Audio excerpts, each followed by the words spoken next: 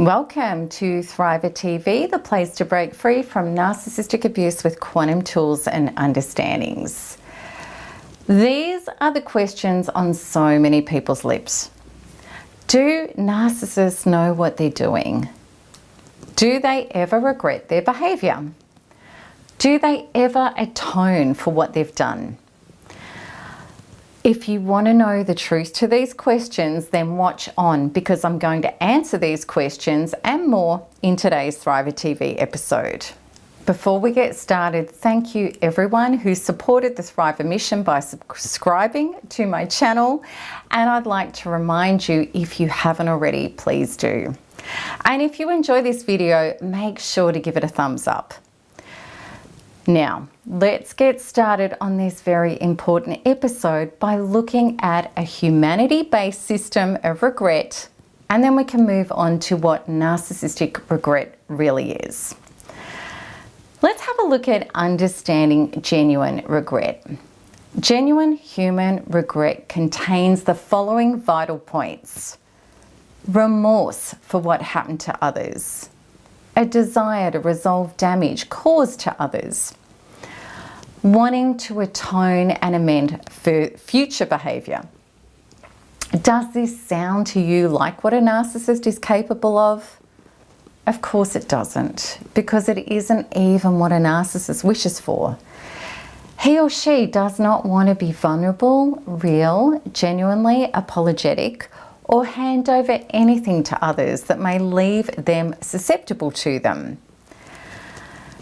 In stark contrast, people who are not narcissistic want to connect, care, and can join with others in healthy ways. They desire teamwork and trust, and know these are essential commodities in order to experience healthy relationships. Let's have a look at general narcissistic regret. Narcissistic regret contains these antisocial elements: zero compassion, concern, or care for others. Feelings of loss as a self-absorbed failure of their personal agenda. Comebacks that are equal to or greater than the previous pathological lies and manipulations. Can you see the difference? The narcissist may be feeling incredibly regretful about what didn't work or what was exposed.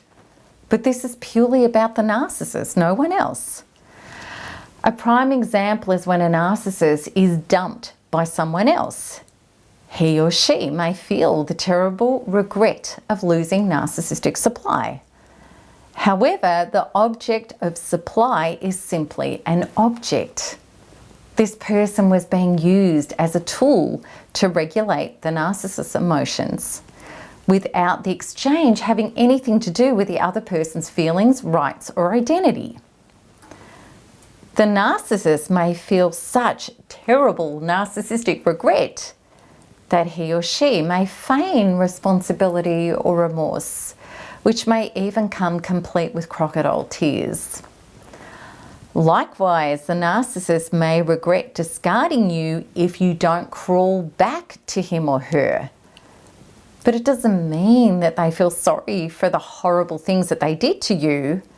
Rather, they regret losing their narcissistic supply, sex, money, free living space, and other privileges. Yet, despite the act of trying to win you back, this person is likely to be scouting for new supply on the side simultaneously.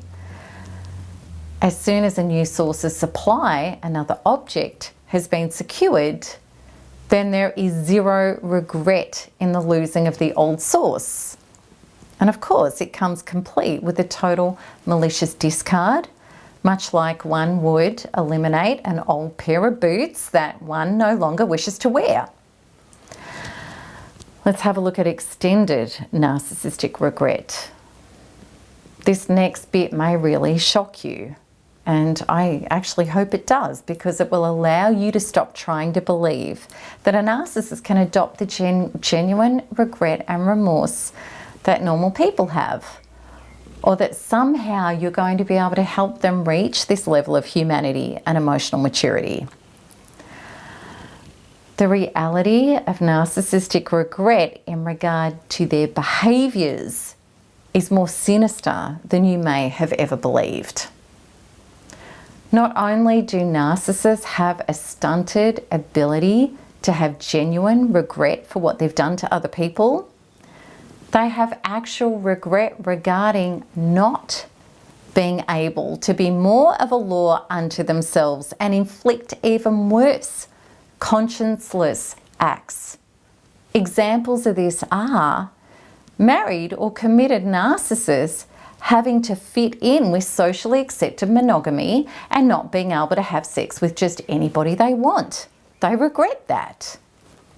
They regret failing to exact revenge on people whom they deem to have betrayed them, not appease their false self enough to the level that they really wanted to inflict that revenge. They regret not being able to smear and defame another successfully enough to not be exposed by that person. They regret having to expend so much energy manipulating and charming their way to the goodies that they believe that they should just be entitled to have. They regret not having achieved more and constantly having to construct lies to make sure other people don't steal the limelight from them. I could write another 10 plus examples and tell you about them, but I hope that you get the point. The narcissist does not fit into the normal humane construct that those with a soul and a conscience do. Narcissism is a rogue system that is positioned on the constant requirement of filling an insatiable black hole within. The narcissist's fragile and highly disordered inner identity does not know how to operate in any other way. So let's have a look at the short answer to the original questions. Let's go over this again. Do narcissists know what they're doing? Yes, they are doing whatever they are doing in order to secure narcissistic supply. There is no regret or remorse for doing that. However, it's important to understand that they have very little, if any, comprehension of how this affects other people. The truth is, to the narcissist, it's irrelevant. They don't care. People are only objects anyway. The next question, do they ever regret their behaviour? Yes, a narcissist can regret their behaviour, but only ever in the context of it being about the narcissist and their agenda. The other question, do they ever atone for what they've done? A narcissist will not genuinely atone for what they've done. They can feign genuine remorse and even apologise fleetingly, but this is simply to reinstate the personal agenda, which sadly has nothing to do with care, compassion or love for others. Once the cracks appear in relationships and dealings with others, it is usual that the narcissist will start looking for fresh supply on the side. And once secured, the old supply will be discarded as if it didn't even exist, which is then followed by the destruction of devaluation and smearing. Of course, this will happen until there comes a time when the new supply can be punished with the old supply, in which case triangulation can take place. I hope that this episode has helped clear things up for you and made you realise that wanting a narcissist to be regretful, remorseful and atone in ways that have anything to do with you is as fruitless as trying to play fetch with a crocodile. The narcissist simply does not have the inner resources or the brain wiring to comply with that. What is vitally important for you is to let go of needing the narcissist to atone in order for you to heal. By focusing on him and her and not working on healing your woundedness, of what went down, you are enslaving yourself to your own trauma prison indefinitely. I can show you another way, a much better way to start healing and breaking free from this prison and narcissistic person today. To access this, please click the link at the top right of this video. And if you would like to see more of my videos, please subscribe so that you'll be notified as soon as each new one is released.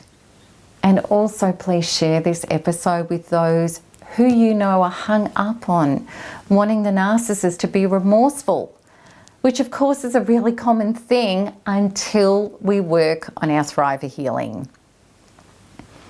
Also, if this resonated with you, please make sure to give it a like.